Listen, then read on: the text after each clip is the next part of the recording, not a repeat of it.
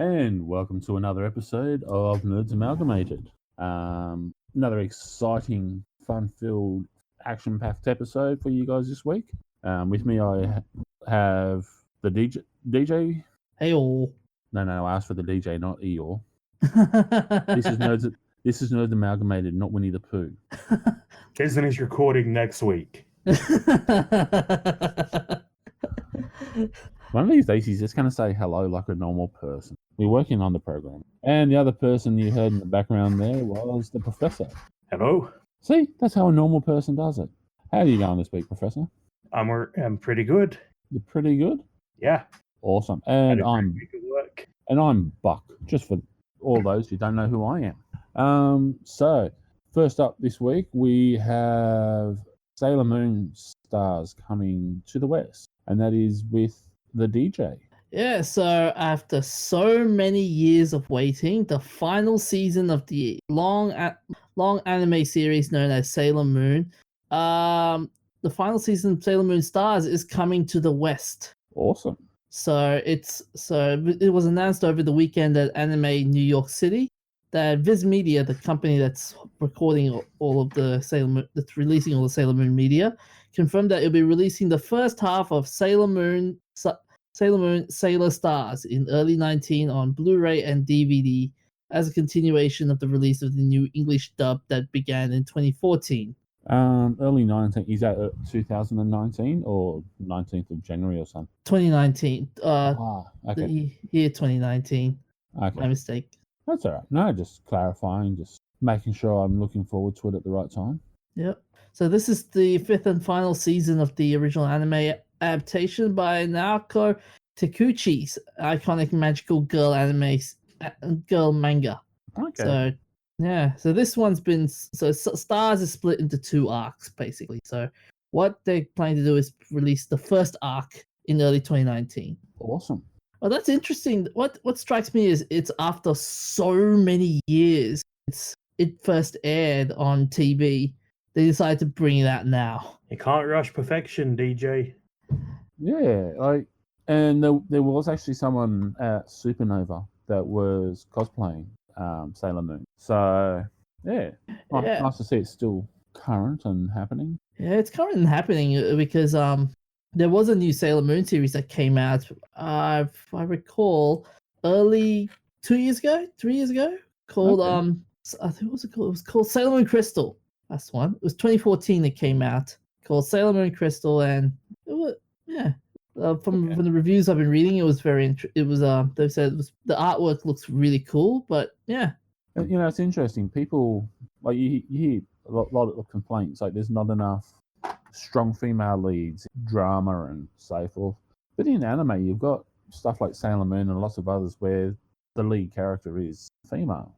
Yeah, it makes you think that Japan's leagues ahead of the West in so many ways. Well, but you got so many of the fans, and not just Japanese. Like you got fans of Sailor Moon, and I could sit here and start listing out all the different anime series where they got strong female leads, but we'll be here all night. Like Ghost in the Shell, the Major's got to be the most kick-ass character you can get, and everyone loves it. Appleseed, so yeah, and they're all famous. You go anywhere in the world where anime is, everyone knows Sailor Moon, Ghost in the Shell, Appleseed, that sort of stuff. Like everyone is aware of it, and everyone loves it. Yeah, and it's pretty cool though. Like it's good to bring the nostalgia back as well, because this is one of the this is from the old series of Sailor Moon, which is pretty cool. Yeah. I've had a look at one of the articles and they're saying that why it takes so long for anime movies to come out on video, and it's interesting what they're saying. Japanese media companies move slowly. Piracy is very minimal, so there's no great rush to get content out to consumers. Japan is often one of the last countries to see releases of American films like Moana, Moonlight, and Passengers, which were in theaters at the time of this article. Anime in particular is often released in a roadshow format, in which film will spend months crawling from city to city, traveling almost like a touring band. Yeah. Do they come with groupies? Well, I think that's where the cosplayers come in. Yes, they do. I was just going to say, yes, they do. They're called cosplay. You go to some of the, like, even here in Australia, when the Ghost in the Shell movie premiered, they had a pre-screening event here in Brisbane for that I got to go to. There were people who turned up in cosplay for that. So, and I have to admit, I was quite impressed that someone turned up. I can't remember the name of the big fella from Ghost in the Shell. You mean Bateau? Yeah, that's it. Someone came dressed up as Bateau. Yeah, when they did the Doctor Who 50th anniversary, they had people dressed up as well. Yeah, so that's your groupies. These are the people who are the true diehard fans that absolutely love all these series. Yeah. And let's face it, they're the best type of groupies because the other ones are kind of skanky. Yeah, and it's also the other fact that it's Japanese producers are worried about Japanese consumers buying overseas versions of the movies for cheap, and they really don't want anyone doing that if the film is still in the theaters there. Yeah, but everyone always loves everyone loves the artwork in all the Japanese anime. Like the details they go to with the drawings and everything is insurmountable and uncomparable. Yeah. I think for last few episodes, a lot of time in our recent episodes, we've been talking about Miyazaki movies and how detailed and intricate they are in terms of artwork and story and writing. Yeah. I can't remember the name of the movie. There was one of them I've seen. I can't remember honestly which one it was. But it had like this great big massive parade and all these floats going through a city. And the level of detail, because it was all hand drawn, but the level of detail and everything, it looked like it was like 17 layers of slides. But the amount of effort that had gone into it was just ridiculously cool. Yeah. Oh, by the way, guys, you want to know how long does it take for an anime movie to come into home release? Tell us. Okay, so for example, the Wind Rises, which is really good. I think it was a Miyazaki movie as well. My memory says right. Well, just tell us how long it took, and we'll look up who made it. It was 11 months between the theatrical and DVD release. A Silent Voice came over a month from the date of this article, which came out April 12th, 2017. Okay. So, which is a gap of roughly 8 months since its theatrical release. Meanwhile, the One Piece Film Gold came out on DVD only 5 months after its theatrical release. Okay. But what's going to be interesting with all this, with Netflix and other companies that are coming out, do you reckon this window is going to be dramatically decreased? Like instead of 11 months, we'll see like 2 months. Well, is there a Japanese version of Crunchyroll, like a reverse Crunchyroll? Isn't the Anime Lab? Is that Japanese or is that someone else? Anime Lab, I think it's an app. Well, the time between theatrical release and home release has been shortening ever since, mostly since the internet became a thing. Yeah, but so I can't imagine Japan will hold out. It also depends on the movie. If it's an absolute stinker of a movie, it always comes out on home release really quickly. If it's great, it spends a bit longer in the cinemas, and then they do the home release. And I can't see, even with online streaming, I can't see them breaking down the gap of home release too quickly because they want to make as much money on it from the streaming as they can before they allow you to buy it and take it home. Yeah. So So you're saying it depends on interest in the foreign market. Well, yeah, it's like they're not going to turn around and drop their pants and grab their ankle, drop it on the market at the same time that it's being released on a streaming service, are they? Because why are you going to go to the streaming service if you can just go buy the DVD? Yeah, I think I see where you're coming from. One does never see. But and then you've got the popularity of it, like Lord of the Rings, prime example. When that was released at the cinema, they had the Fellowship of the Ring came out. It wasn't until Christmas next year, just before the next movie came out, that they did the DVD release. So it was a full 12 months almost before they released it for home release. So yeah, the more popular the movie is, the longer it is before they allow you to buy it to take it home. Yeah, it reminds me of I was watching was listening to ABC Radio about that topic. And they're saying that it's worldwide interest and how good the sales are in the local market. That would determine the success of the product in the end. Yeah, but there's a lot of factors there. So yeah. And Wind Rises was Miyazaki. Oh, nice. But for the Sailor Moon fans, this will be good DVD collection. Another edition, and new costumes for the cosplayers. Oh yeah. So another excuse to have a marathon. So, just to remind everyone that the first half of Sailor Moon Stars is set for in the spring of next year. Is that spring Australian time or spring Northern Hemisphere?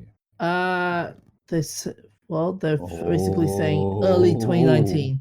So it'll be probably our autumn. Yeah. Yeah. Or for our American viewers, fall. Well, it'll be for the American listeners, it'll be spring for you, and which is our fall season because we're on the other side of the world. And upside down and stuff. As the flat earthers are saying, apparently we're not real and we're falling off the planet. Gives us a disc. Either that or we're standing on our own. I'd just like to clarify, I am not a paid actor. I am a real Australian. I would like to clarify, I'm not a paid actor. I am a real Australian. But if we are actors, I'm looking forward to that back pay. If you'd like to help pay us, buy some of our merch. Yes. we do have some self-plug. We do have some amazing merchandise, so check it out. Oh, no, that's great advertising right there, guys. That was a great segue to an ad. And it was completely unplanned. And now for a word from our sponsors. No, that wasn't Cricket's chirping. That was, we just don't have sponsors yet. If we could have sponsors, we'll be quite happy to plug them. But moving along, the professor you were saying, Black Mesa? Black Mesa. Sorry. Yeah. Another thing that's taken years and years to come out, on the 20th anniversary of the release of the original Half-Life, the Crowbar Collective released a trailer advertising the final levels for their Half-Life remake, Black Mesa. So, since it's a Half-Life thing, and how long was it? Was it 20 years? So the next one will be 10 years' time. So it's been 20 years since Half-Life 1 came out. Yeah. They re-released it on the new engine 2004, I think. Okay.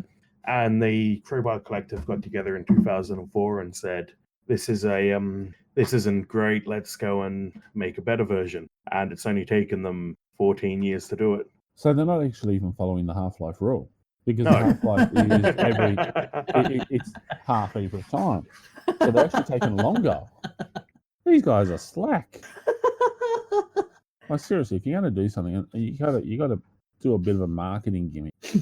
So would you say this is a sequel or a prequel or what's? It's a full remake. A full remake, okay.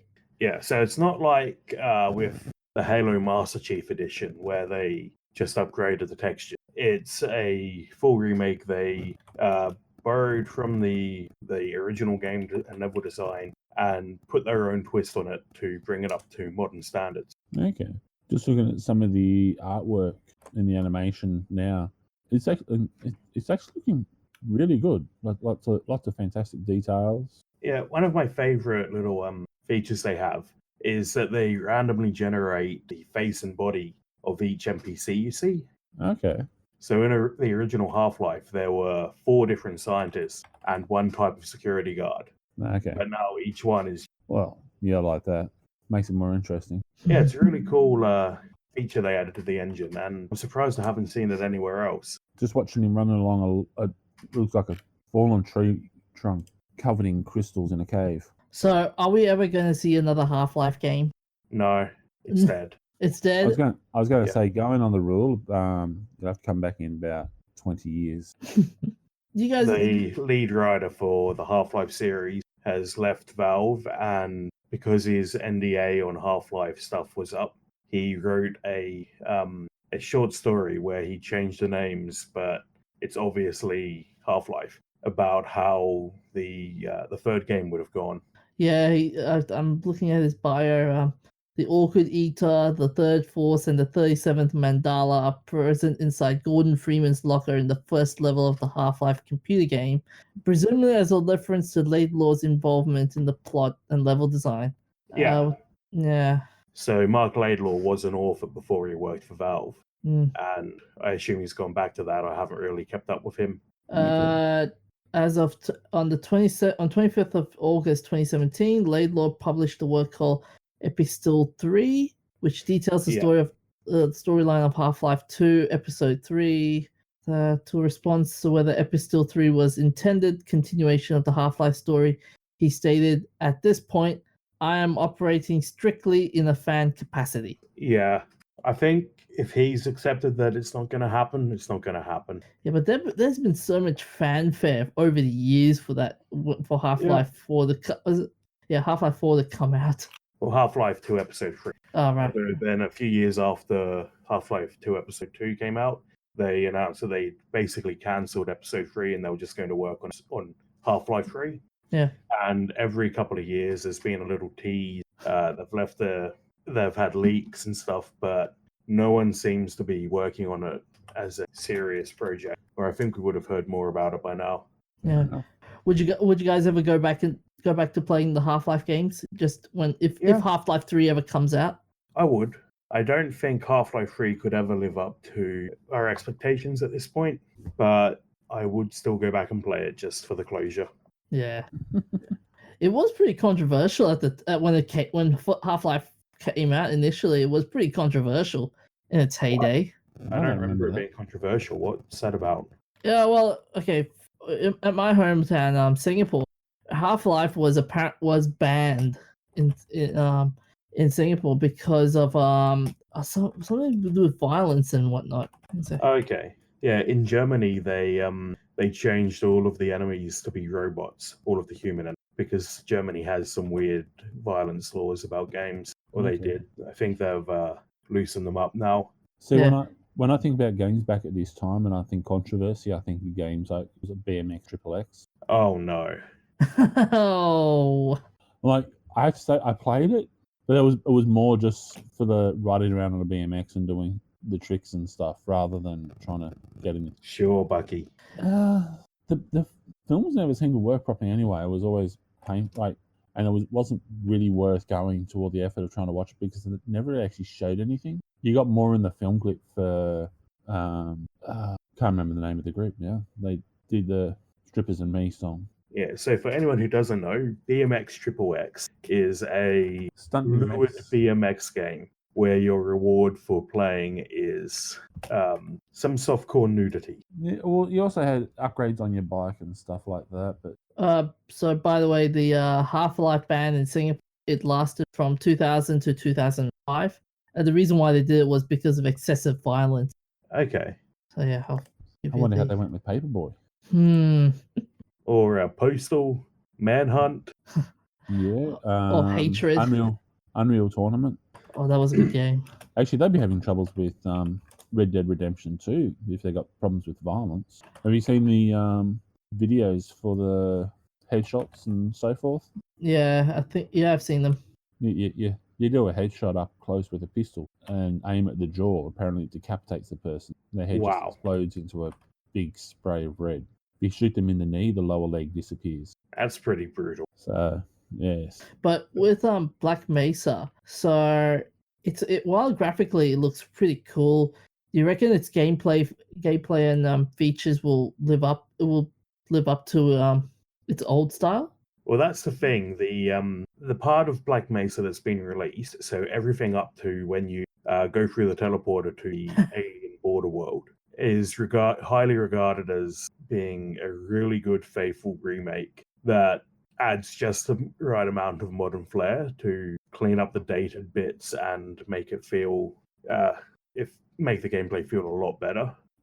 Because a lot of the things that Half-Life did, it was the first game in the genre to pull it off well, or to even do it at all. But now it feels a bit dated because everyone's copied that.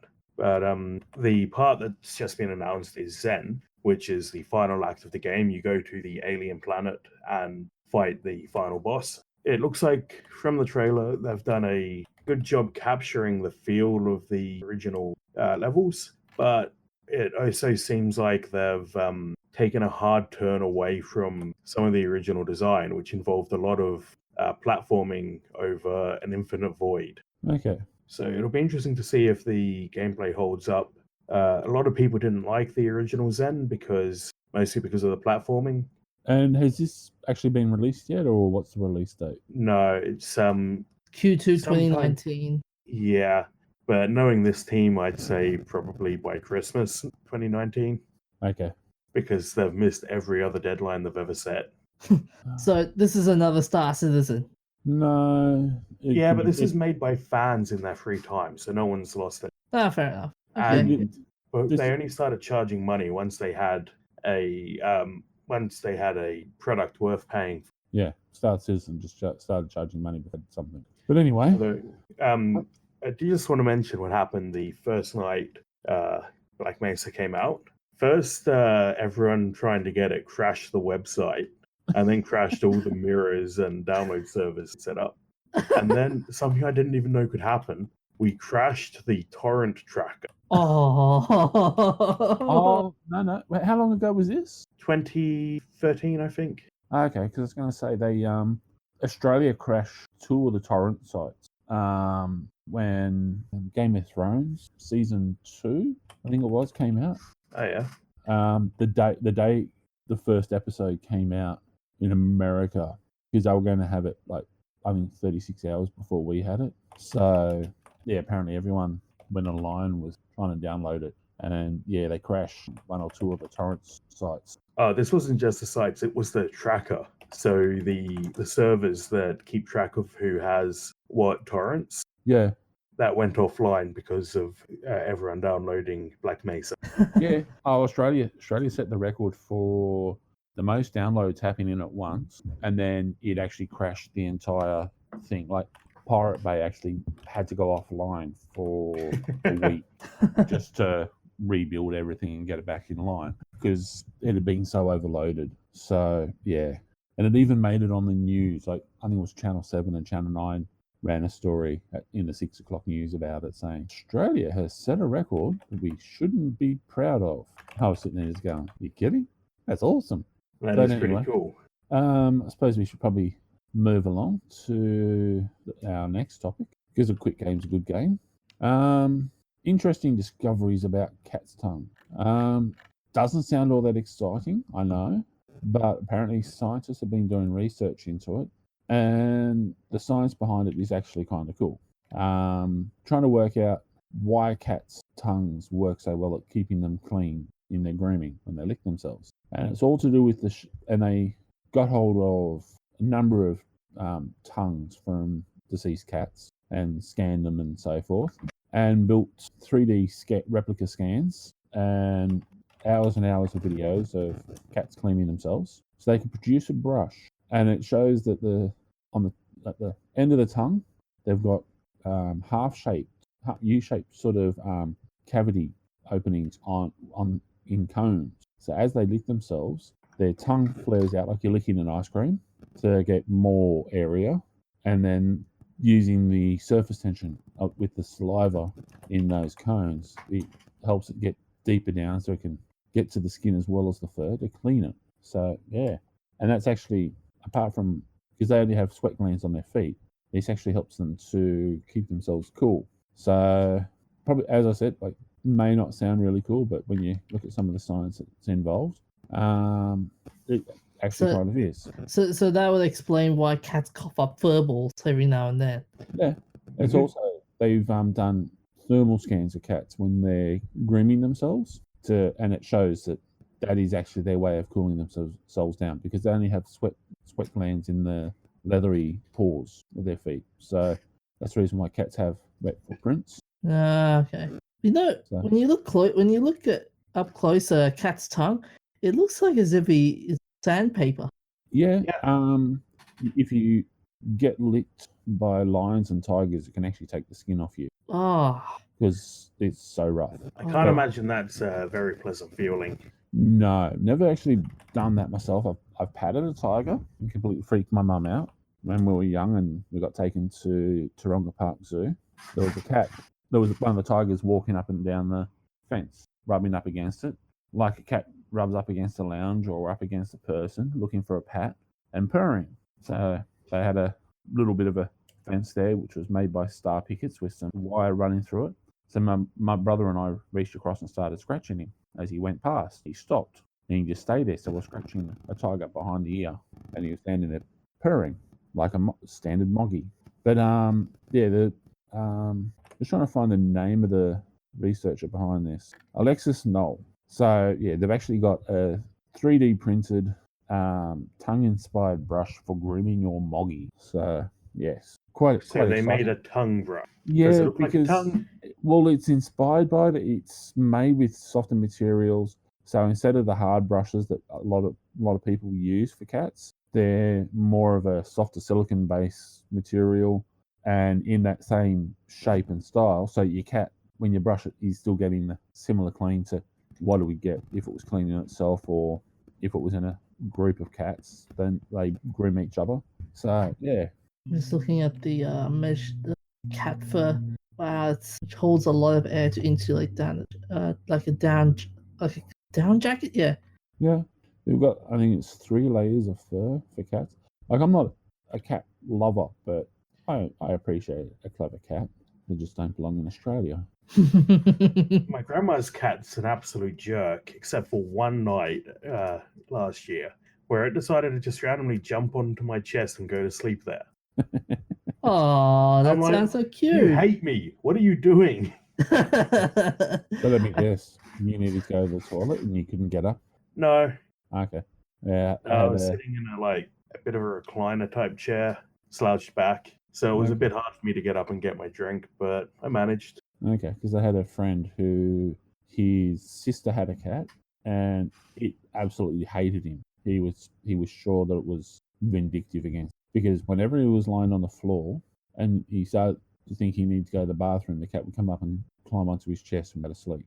And if he disturbed the cat at that point, he'd be in trouble. So he said the cat hated him. But anyway, so yeah, not a huge story for me this week, but yeah, they use cat scans of cats' tongues. So get some of the information they use for creating this brush. So there. Yeah, it's I'm looking further into the article that you posted. Yeah, 3D printed papillae embedded onto this flexible silicone pad. It's pretty innovative. Yeah, because cat owners are the ones who are going to spend tons of money on their pet. Oh yeah. Like dogs are much, like, you get some of the dogs that are fussy eaters and so forth, and you have some people that are strange, but cat owners generally spend a lot more money on their cat than dog owners. So there's definitely a market there. Maybe we should include that as part of our merch. Actually, interesting fact, guys. As Australians, we spend $12 billion a year on pets. And how much of that is on cats? They didn't break it down. The rate of no, they didn't. They only said was the rate of cat and dog ownership in Australia has remained pretty stable, but the amount of money that people spend is uply strong. Mm-hmm. Is up strongly. Up strongly? Yeah. $12 billion a year for their pets' food, grooming, vets, and insurance. Up 42% since 2013, by the way. Yeah, I believe it. But I suppose we should move along. What game have you been playing this week, DJ? I've been playing Fallout 76, and have you been lonely? It's just a it's just a terrible game. It's just a terrible game. I'm thinking they should have, as part of the soundtrack for Fallout 76, that song I'm lonely, oh so lonely. Yeah, that's how I felt like when for anyone who's hearing us for the first time, we had an E3 episode and we saw Bethesda's conference, and when they released Fallout 76 the first time, everyone, including you and me and the professor, we were oohing and ahhing, going, "Yeah, this is a game." But as soon as the game came out, it was just, it's gone. The whole hype of the hype of this game was gone. Yeah, but they've always got to work out the bugs. Whenever Bethesda first releases a game, you got to wait for a little while before that you get it, because they got to work out the bugs. That doesn't work so well with an MMO though. No, Yeah, And that's part of the problem is they've made it so it is an MMO, and they haven't really done it to the same level as what they do with Skyrim, where they got all the NPCs running around. From what I understand, Fallout 76 doesn't have the NPCs the same way. They don't have NPCs at all. There is no like Skyrim, like in all the releases for Elder Scrolls since, the worlds are populated with entire communities of NPCs. So you have all the interactions and the dialogues and everything like that. So when you go in as a player, it's like, are you an NPC or are you a player? So yeah. Well, there's no NPCs though, right? Is there? Yeah, there's no NPCs at all. Yeah. None of them. The only NPC stuff I've seen is they've got some bugs and so forth. Yeah, so only monsters. There's no actual human.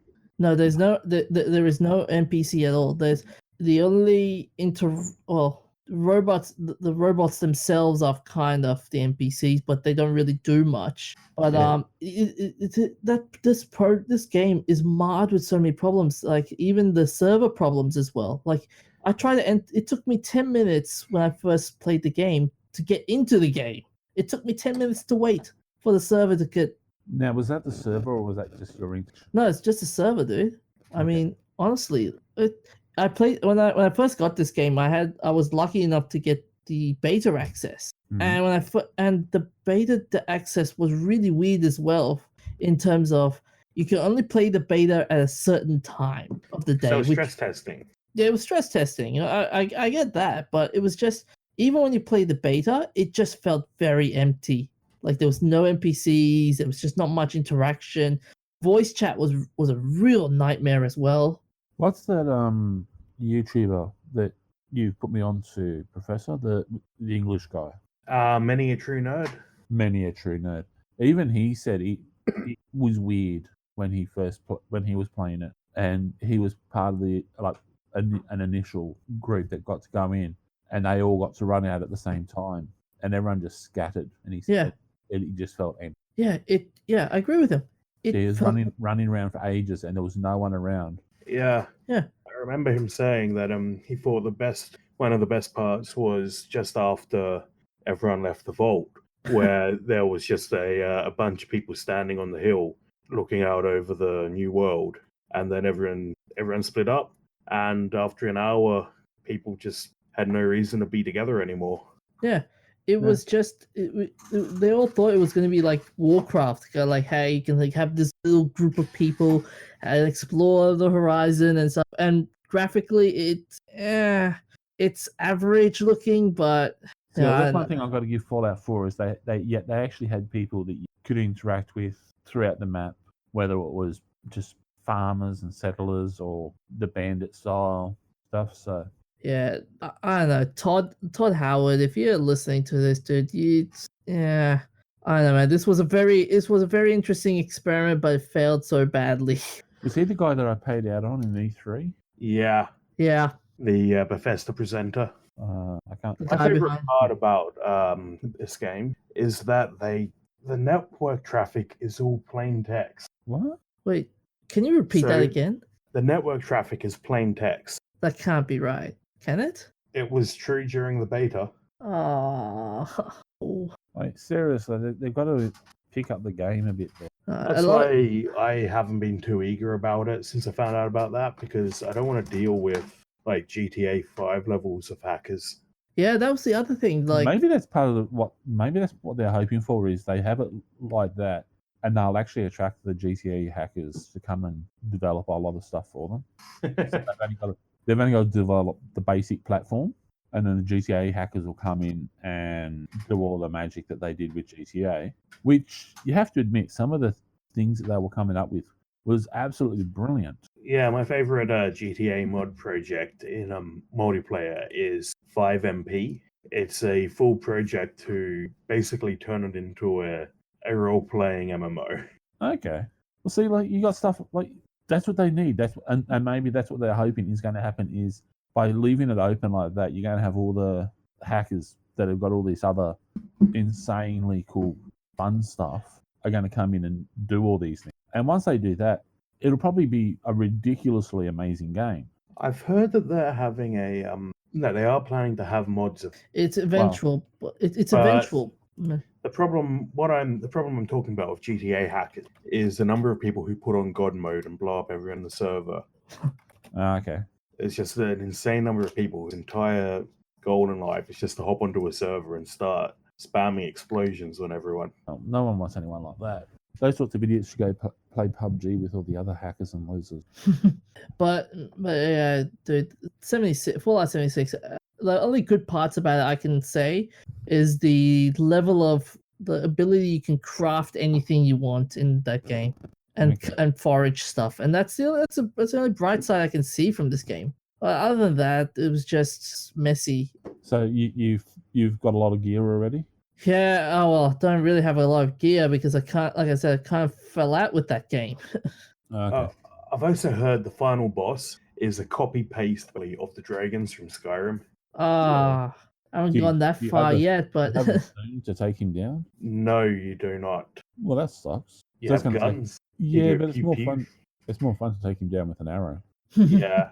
I don't know, guys. This game, it's becoming like No Man's Sky in terms of there is so much hype to this game, and when it came to delivering this game, it's just okay. You screwed this game up so badly in so many ways.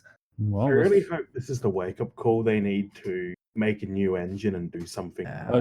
The hassle for the Hoff has got us. He's come out trying to look all slick, and he's fallen flat on his. Yeah. Anyway, so what have you been up to for games, Professor? I was going to play Star Citizen. Really? But every time I tried to load in, it crashed the desktop. Say it isn't so. Not the con merchant. Yeah, it's unfortunately I'm yet to experience Star Citizen because of that. So instead, I decided to replay Shelter. Okay. It's a game about where you play as a badger mother and you lead your little badger babies around and protect them from being eaten. And it is adorable. I was just going to say, it actually sounds a lot cooler than people probably think. Yeah, so I love the grainy texture. Yeah, it's got some interesting graphic design, but the plot is basically you're a badger mother and you're leading your baby to a new place to live, and you've got to deal with them getting lost in the dark or eagles eating them, fires, that sort of stuff. So kind of like us with the DJ. Don't DJ, don't touch the high voltage. If only the DJ was as cute and cuddly as a baby bed. So this movie's like that. So this game is like that movie Over the Hedge. Yeah, but it's not a comedy, and there's no anthropomorphic animals. They don't speak. There's no hedges, and if there was, you wouldn't go over them because you can't jump. And there's no suburbia. Yeah, no, I'm looking at it at the moment. It's actually looking pretty cool. Oh, she just took down a fox, and they're eating the fox. Cool. I think the buck is sold. I've been meaning to go back and play the survival mode as well. Okay. It's kind of like, this is reminding me a lot of Wind in the Willows. The way Wind in the Willows should have been. When a badger would actually eat a toad, not talk to it. Actually, no, this one reminds me of the old series, The Animals of Farthing Wood, where it's just have to be violent enough just to kill a rabbit. That's not hard. I lived in the country. Quite happy to kill a rabbit. I mean, from a badger's perspective. I tried to go rabbit trapping once. We got a fox instead. Yeah, you should come down my way. We have rabbits and foxes. I actually pulled into the BP near where I live on my way home from work once. And there was a fox actually wandering around near the petrol houses. But by the time I got my phone out to take his photo, because I figured no one would believe me, another car had come in from the other side and scared it off. But it was a lovely looking fox. But anyway, so you highly recommend this game then, Professor? Yeah, and I'm definitely, now I've replayed that, it's reminded me there's a sequel out, which I'm definitely going to check out at some point. Okay. And are you going to recommend Star Citizen, or are you just going to say no? Not yet. I wonder if everyone's having the same problem of they try to get in and it's just not working. No, this version is apparently a lot better at not crashing. Okay. I've just got that one unlucky configuration that. I wonder if they tell everyone you're just the unlucky one. A little bit of double think there. Yes. So, all right. Well, there you go, everyone. Good game for you to play. Lots of fun. You can run around as a badger. You can eat foxes and carrots. All right. Well, I've been playing Mafia 2 since nobody's going to ask me. Thanks, guys. Leave me hanging. But seeing how long we could drag it out. Yep. Well, yeah, if we weren't doing the podcast, because we're doing a podcast, I've got to. Yeah, that's an old joke, though. We've already done that. I know. But anyway, Mafia 2 is different game style setup to Mafia 1, which I played the other week. The control system is actually a lot better. In Mafia 1, you've got the WASD for moving when you're walking around, and then you've actually got to use the actual arrow keys on the other side of the keyboard when you're driving. And then you've got other buttons for the horn and so forth like that. And you're limited on what cars you're able to get hold of at any time in Mafia 1. Mafia 2, you get taught about how to pick locks so you can go steal any car that you come across. So, yeah, I had quite a collection of cars there at the end of the game. And I actually got to kill my character from the first game as well as part of the storyline. How'd you kill him? Well, actually, the guy that I was with shot him, but yeah. Spoiler for those who haven't played Mafia, you actually die at the very end. In Mafia 2, you find out you're actually the people that go and kill yourself from Mafia 1. So, except one thing I am upset about is in Mafia 1, they had bridges that opened up for ships to go underneath. So, and if you hit them with enough speed when they were partially open, you could actually get airborne and do a jigsaw passive jump. They don't have any bridges to do that with in Mafia 2. Although you do have cars that get up a lot more speed, and you do have areas there where you can get jumped. So, yeah, just you don't get to do it the same as you did in Mafia 1, which in Free Play Extreme, they've got actual proper jump set up in Mafia 1. One of which is you try to jump. I like how all these. Well, I'm looking at the voice actors that are involved in it, and the main character's voice actor named Rick Pasqualone, and he's got a very interesting resume. Okay. Himself, he was Doctor Strange in the Ultimate Marvel vs. Capcom 3. He was in a couple of TV shows. He was. If you ever seen the show Celebrity Deathmatch, he's Robert De Niro. Okay. Yeah, he had a pretty good voice. I like the fact that in Mafia 2, you didn't just get hold of the car, you could actually have it upgraded as well.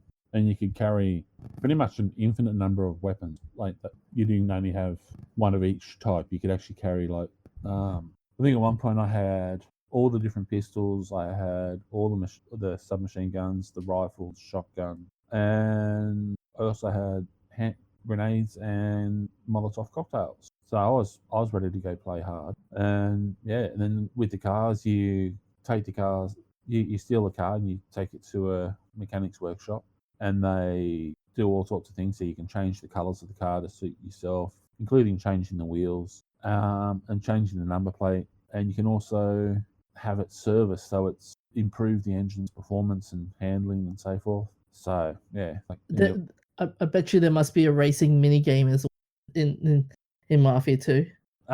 There's at one point you go after a group of greasers who are in hot rods, and they get away from you, but you get to steal their car and take it to sell it. And that was fun, driving around in a hot rod.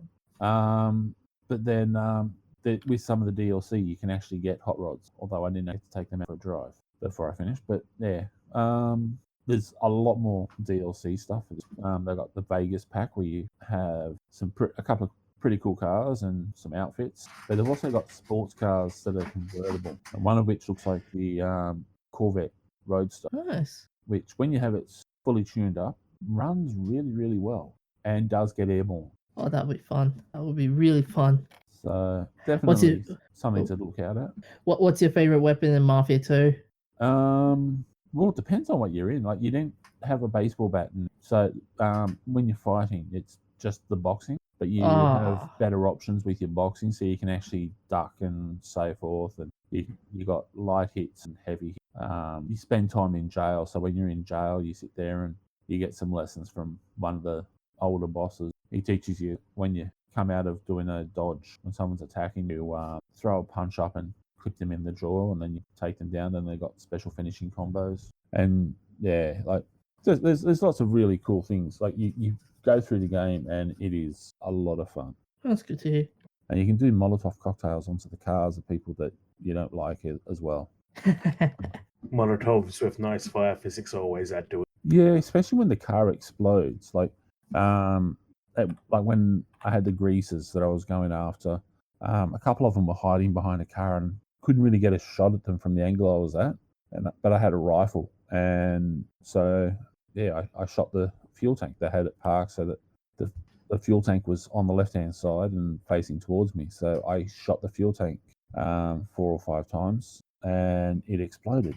So yeah, and the physics in it worked so that it actually threw the bodies of them backwards and away. So that was fun. 2K were the people that are the publisher and developer, and they've actually it's really good. Like there's Mafia 3 I'm gonna have to look at getting, but yeah, it's quite an interesting series. Mafia 3 is the one where you play as the black guy fighting the KKK. I think so. Yeah, But it's also I'm a not sure how follow-on. that relates to the Mafia myself, but it's well, the actually KKK were actually the mafia didn't like them. it's Okay. actually guys, it's actually set in 1988 and play a mixed race African American orphan raised by the New Bordeaux's black mob. you know what I heard? It said say it again, Sam. So basically, it's set in 1968, and it revolves around Lincoln Clay, a mixed-race African-American orphan raised by New Bordeaux's black mob. Okay. Okay. I'm just looking at Mafia 3 on Steam, and there's lots of extra DLC. Apparently, you've also got to get a season pass. I'm guessing that you're playing a lot of online play stuff there. So that's something I'm not happy with. But I'm Well, liking, season pass can just mean DLC these days. Yeah. yeah, well, they've got DLC, but then they've actually got a season pass. So That's more of a like game of the year type thing. Yeah, Okay. guys. The limited edition, limited deluxe editions content, including the base game and the season pass, while the limited collector's edition added additional content such as the game's original soundtrack and art book. So yeah, Okay. the professor's right. It's a limited edition kind of thing. Yeah. okay. Okay. Well, special edition won't be limited because they're selling it on Steam. No, Yeah. okay. And it's But digital. I'm liking the cars and so forth, and so yeah, could be something to you might be hearing about me playing at some point in the near future. Probably Oh, the next couple of weeks. Oh I yeah. just saw a video there where they threw someone off the top of a building. Lovely. I'm Oh, nice. definitely interested in this now. Get to play out some of my Die Hard fans. But moving along, shout outs. It's 7 years since Anne McCaffrey, the author behind such books as All the Wheels of Pern and Crystal Singer, died in 2011. And 36 years since Jean Batten, the New Zealand aviator, who did the first ever solo flight from England to New Zealand in 1936, died at age 73. So, yeah, 2 amazing women who accomplished some brilliant work. You've read some of the Anne McCaffrey stuff, haven't you, Professor? Yeah, I've read a couple of the Dragon Riders books. And the DJ's an infidel. Philistine, who hasn't read any. I would love to. I would love to read a lot more sci-fi series. Like my last sci-fi series from Matthew Riley, so it'd be pretty good to Okay. pick it up. Anne McCaffrey. Which one was that? You cut out. Series stuff. Matt Riley sci-fi series. That's my Yeah, last which sci. series? Because he does actually have a couple or 3. It's only 2 or 3. He's got 3 series. The last one I've read was there was Hovercar Racer and Seven Ancient Wonders. Yeah. Okay. So you haven't read all of the series for 7 Ancient Wonders. Nah. You got to go back and read the whole series. I can give you some other authors to read if you'd like. Okay. Yeah. Yeah, Seven Ancient Wonders was a good book. Okay. Yeah. But yeah, Anne McCaffrey. Yeah, I like I said, I want more sci-fi fiction novels. So yeah, I reckon she might be a good start.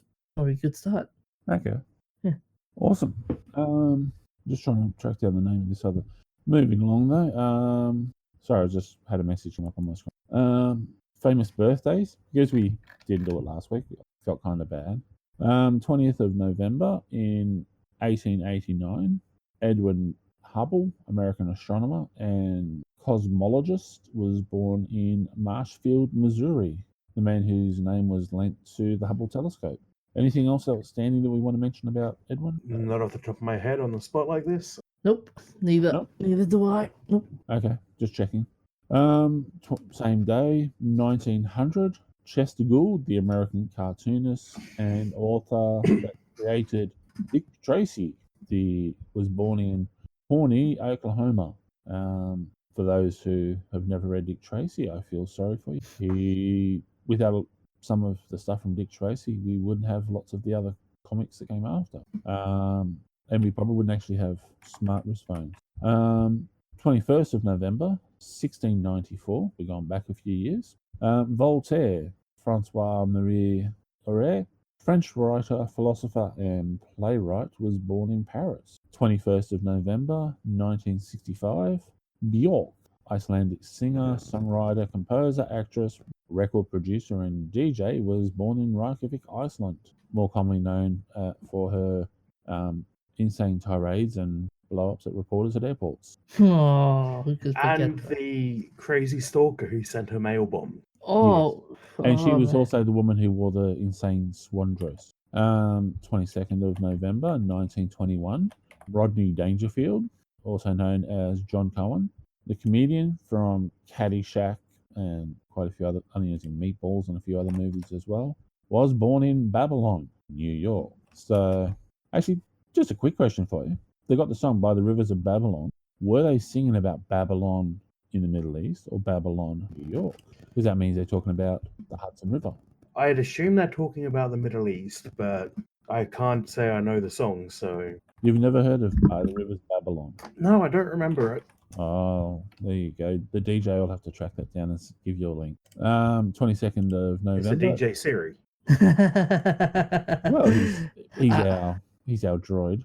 Accessing YouTube right now. I thought I heard the keys tapping away there, so that's the reason why I was saying. He's been tapping away all night. Well, I didn't want to draw attention, so I thought he might have been for a while. Not sure if he's working on the show notes or if he's writing a novel. Did you mean Rivers of Babylon? By the Rivers of Babylon. That's released by Boney M in 1978. But it was Melodians earlier than that, I think. There you go. But there you go. By the Rivers of Babylon. Found it. Okay, I'll check that out after we're done recording. Yep. Not 22nd of November 1958. Jamie Lee Curtis, American actress, Scream Queen for movies such as Halloween, also appeared in True Lies, was born in Los Angeles, California. Daughter of Tony Curtis. Yeah. So, yeah, she's a lot of fun. And her little bit of trivia for you. In True Lies, when she's doing the sexy dance and she falls over, that was unscripted. That actually was an actual mistake. And her recovery and everything fit in so well with the character's ideology that they kept it in. And Arnold Schwarzenegger's reaction when she fell over, when he was they actually had people in the background waving him to stay where he was, because it was unplanned, and he was hang on, I've got to get up and help her. So yeah, ever the gentleman, old Arnie. 22nd. I love little bits in movies where someone screws up and it makes the scene better. Yeah.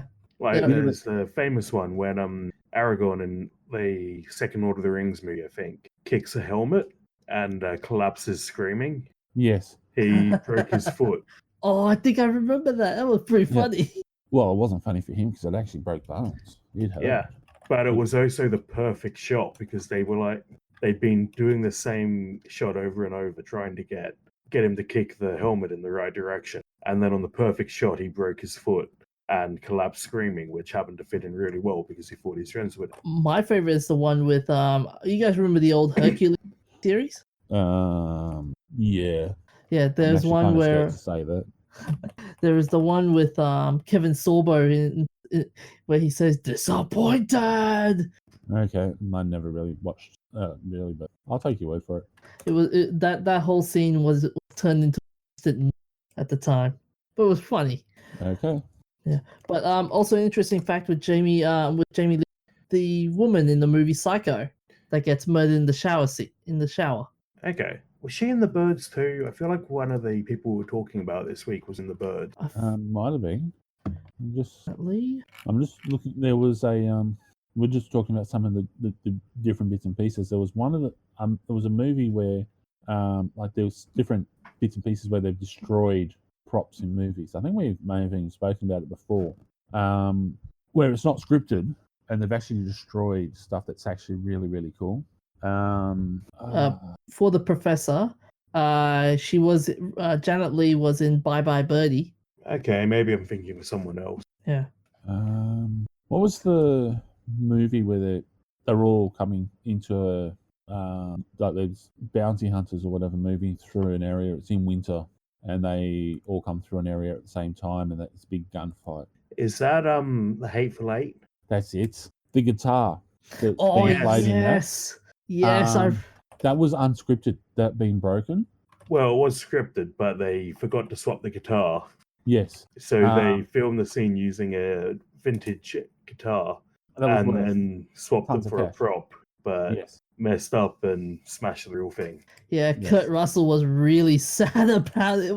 He actually went and paid the money to cover the cost of repairing it, like buying a new one. So yeah, which was actually sad. a pretty difficult thing to do. Like it was a $30,000 guitar, but there was another one where they destroyed in one of the movies. They destroyed the prop. It was actually a ship, like a handmade model of a galleon, and yeah, apparently it was an antique sort of thing, and it wasn't supposed to be touched, and they've destroyed it, and it was worth like $200 and irreplaceable. Wow. So yeah, like you're talking about some of the unscripted things. Like yeah, the person who owns those props has refused to do business with that particular studio ever again. So the same studio did both events. Sorry, what was that? You kind of dropped out on me. The same studio did both events? I think so. Wow. It may not be, but just like for the ship, whoever it was that was involved, it was like they've had a couple of incidents like that, and the people just said, "Yeah, look, we're not. You're okay." Was it the Master and Commander movie? I'm not sure. Actually, I think it was. Yes, I think it was. I was actually trying to find the actual article where it actually mentioned it, but David Givens, by the way, is the name of the author that I was trying to remember before. David Givens, eh? Yeah, he's got a whole series of. Cool. What is it here? I can't see my bookshelf. This is why you need to keep your bookshelf in your room. Yeah, my bookshelf spread out over different areas just because I got too many books on bookshelf. Me too. Half of mine's in crates on my bed at the moment. Yeah, I think most of those books are actually I gave them to my nephew to take back to Sydney to read, just because he was run out of the Matthew Riley's, so I was giving him something else. But moving along, 22nd of November, 1984, Scarlett Johansson, American actress, from movies such as Lost in Translation and what was that Marvel one she was in? I'm sure she was in a Marvel movie. But anyway, she was born in New York City, New York. Real imaginative America. Did you have something you wanted to add there, DJ? Because I remember you kind of drawing one. Nah. No? I got nothing. Okay. 20th of November, events of interest, 20th of November, 1521. Arabs attribute shortage of water in Jerusalem to the Jews making wine. They must have read the Bible and heard about thought it was actually a racial thing or a religious thing where they could actually turn pretty quickly. It is actually a biological thing. There's a condition where you get colonies of yeast living in your stomach, and it basically makes you perpetually drunk. Yeah, no, but he was supposed to turn the water to wine. Yeah. And so they're saying because there was no water in Jerusalem, the Jews were turning it all into. Yeah. So Wouldn't put it past them. I mean, if it's good wine. hey, if you could do it, I'd be quite happy to know how to do it because there's lots of winos out there to make. 20th of November, 1911 was the funeral of Paul and Laura Lafargue, daughter of Karl Marx in Paris, was attended by Lenin. The two socialists died in a suicide pact in the belief that their political usefulness was at an end. Crack Judean Suicide Squad.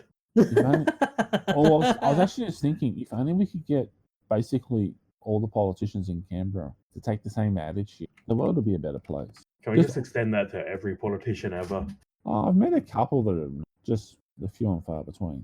20th of November, 1929, Salvador Dali's first one-man show was in Paris. So, yeah, major influence in the art world there. 20th of November, 1945, the Nuremberg trials begin. Lots of Nazi war criminals were sentenced to prison and death. 20th of November, 1947, the Princess Elizabeth, who later became Queen Elizabeth, marries Lieutenant Philip Mountbatten, who becomes the Duke of Edinburgh at Westminster. 20th of November, 1969, Brazilian soccer icon Pelé scored his 1,000th goal. Guarantee there would have been a fancy celebration on that one. 20th of November, 1985, was the release of Windows 1.0. How many bugs were in Windows 1.0? Probably less than there were in Windows 10.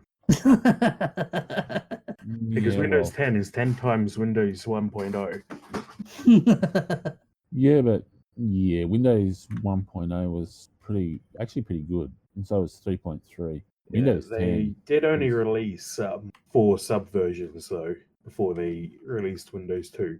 Yeah, Windows 3.3 was actually one of my favorite. Then Windows NT, but yeah, moving along. 20th of November 2002, Die Another Day was the 20th James Bond film release and directed by Lee Tamahori, starring Pierce Brosnan and Halle Berry, in which she wore the bikini, which was a tribute to the original Dr. No bikini scene. You mean Ursula Andrews?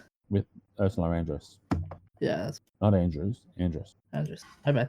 21st of November, 1676, Danish astronomer Al Romer presents first quantitative measurements of speed of light, and in 1905, Einstein's paper that led to the mass energy equivalence formula. Yes, the same day, hundreds of years apart, and we need to work on the DJ's English. The DJ's show note just trailed off on me there. Sorry about that. So the mass energy equivalence formula is the famous E equals MC squared. Yeah. Nice. Oh, now he comes back, not taking the bait about us picking on your free show notes. Yeah, was that his paper, the mass energy equivalence formula, was released? I think so. What's up, Skip?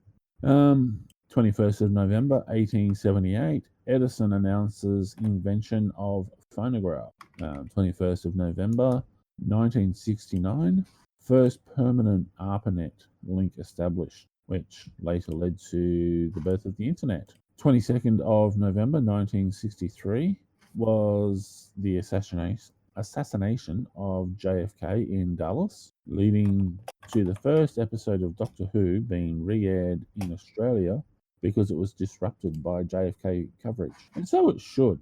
Doctor Who is more important than the American president. What did JFK ever do for us? Besides the Neil Armstrong moment.